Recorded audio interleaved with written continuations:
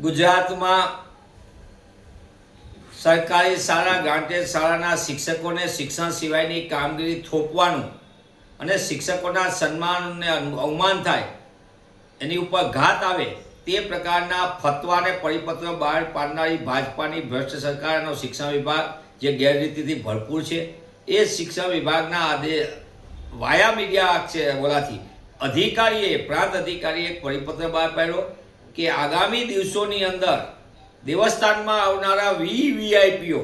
એમના માટે વિશેષ ભોજન વ્યવસ્થાની જવાબદારી સોંપાય છે। દુઃખ સાથે કહેવું પડે કે આનાથી મોટું શિક્ષક સમુદાયનું ક્યું અપમાન હોઈ શકે। ગુજરાતની અંદર શિક્ષકોને શિક્ષણ સિવાયની કામગીરી સોંપવાના કારણે ગુજરાતની શિક્ષણ વ્યવસ્થાને મોટી અસર પડી રહી છે। શિક્ષણ સતત અધોગતિ તરફ ધકેલાઈ રહ્યું છે। એક તરફ શિક્ષકોની મોટા પાયે ખાલી જગ્યા એટલે 40,000 જેટલા શિક્ષકોની લાંબા સમયથી ઘટ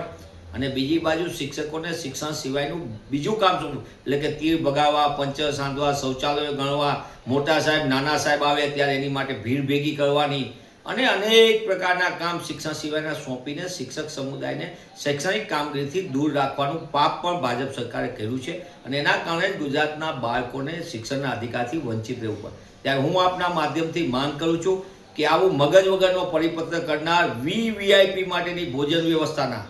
આવા પરિપત્ર કરીને શિક્ષણ જગતનું અપમાન કરનાર જે અધિકારી હોય તેની સામે પણ પગલાં ભરાવવા જોઈએ અને આવા પરિપત્ર તાત્કાલિકપણે રદ કરવા જોઈએ એવી સરકાર સમક્ષ કોંગ્રેસ પક્ષ તરીકે અમે માંગ કરીએ છીએ।